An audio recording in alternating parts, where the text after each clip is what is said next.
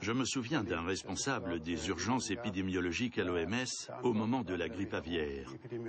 Quand nous avions parlé ensemble, il n'avait pas su me donner une seule raison convaincante d'avoir peur de la grippe aviaire. Et à la fin de l'année, j'avais appris qu'il était finalement parti travailler pour un grand groupe pharmaceutique. Il y a manifestement des carrières qui passent par l'OMS, et c'est inadmissible bien sûr. À l'OMS, des représentants des laboratoires sont présents à chaque réunion importante. Ce n'est pas un secret. C'était aussi le cas lors des décisions sur les mesures à prendre contre la grippe A. Officiellement, ils ne sont là qu'en tant qu'observateurs et pour répondre aux demandes d'information en tant qu'experts. Le groupe GlaxoSmithKline emploie lui aussi des experts qui ont leurs entrées à l'OMS. Cette proximité peut être un gros avantage, mais on ne parle pas de ces choses-là. En principe, il y a toujours des représentants des laboratoires aux réunions de l'OMS pour pouvoir répondre aux questions de capacité, la date de disponibilité du vaccin, ce genre de choses. Ils ne sont là que pour répondre aux questions, pas en tant que conseillers. Ils n'ont aucune influence à ce niveau. Répondre à des questions sans conseiller ni peser sur les décisions? Bref, ces liens trop étroits, ni les représentants des laboratoires, ni Dominique Legros ne les voient. L'homme de l'OMS ne comprend pas le procès qui est fait à l'organisation.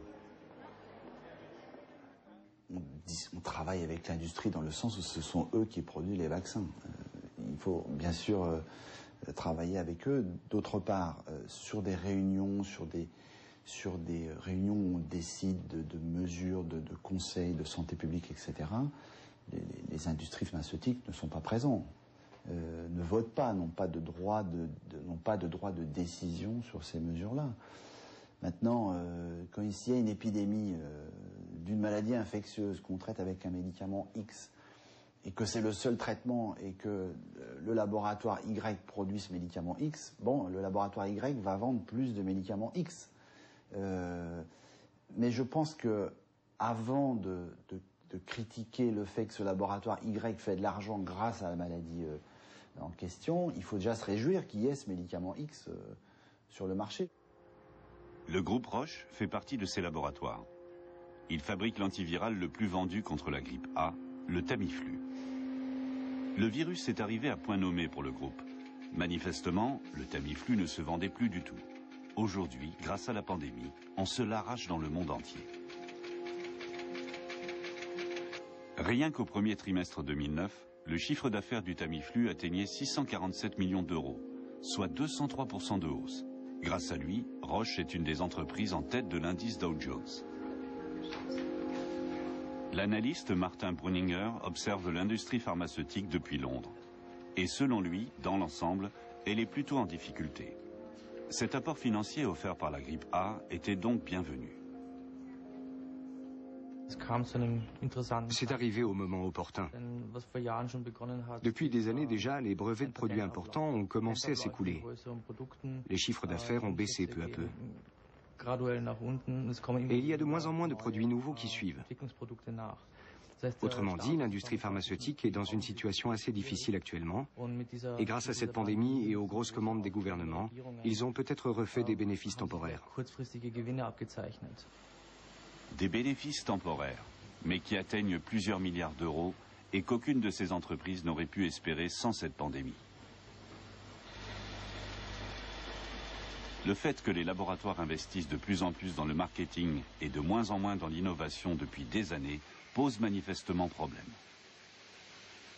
Au début des années 2000, l'industrie pharmaceutique s'apprêtait à rentrer dans ce qu'on appelle des années de vache maigre, c'est-à-dire les brevets parvenaient à expiration, il n'y avait pas de nouveaux produits très excitants, et donc ils se demandaient comment est-ce qu'on va faire pour garder notre rentabilité. Et on savait très bien, nous autres spécialistes, que l'industrie pharmaceutique allait essayer de développer très fort le secteur des vaccins en créant finalement des alarmes d'épidémie et de pandémie pour booster la vente de ces vaccins. Alors, la première chose qui avait déjà été prévue, c'est la fameuse grippe aviaire. Or, moi, je vous fais quand même remarquer que tous les gens qui aujourd'hui, tous les experts qui nous crient au loup avec la grippe porcine sont exactement ceux qui nous criaient au loup avec la grippe aviaire. Une fois déjà, le Tamiflu avait rapporté gros à Roche. Avec la grippe aviaire, le groupe a enregistré des chiffres d'affaires records. À l'époque, 96 États avaient fait des réserves, pour un coût de 550 millions d'euros. Le gouvernement américain avait acheté pour 48 millions d'euros de Tamiflu. Une opération plus que juteuse pour le secrétaire d'État à la défense de l'époque. Car Donald Rumsfeld était à la fois actionnaire et président du conseil de surveillance du groupe américain qui a élaboré le Tamiflu et qui en détient toujours le brevet.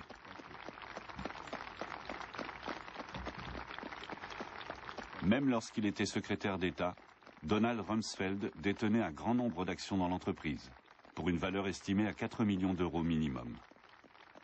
Mais les conflits d'intérêts ont toujours été occultés. Thank you very much.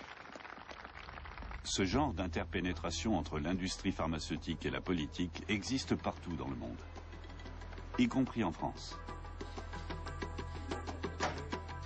Avant sa carrière politique, la ministre de la Santé, Roselyne Bachelot, a passé plus de 10 ans au service de l'industrie pharmaceutique, notamment comme chargée des relations publiques d'un grand groupe.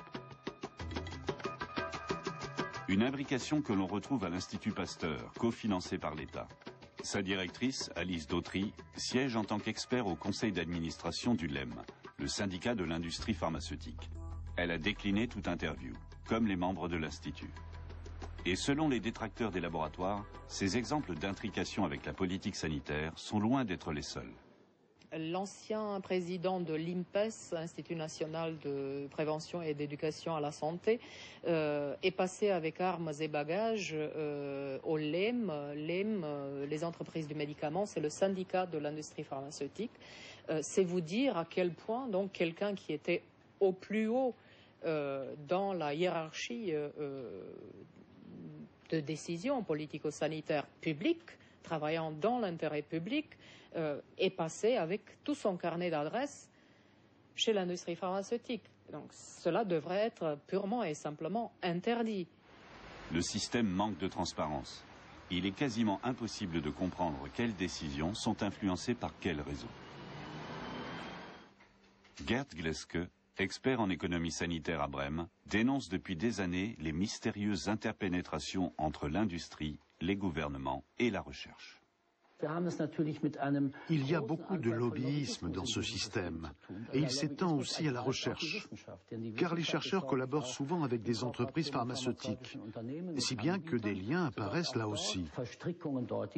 On l'a vu récemment en Grande-Bretagne, où un expert très réputé a vanté les mérites d'un médicament anti-grippe.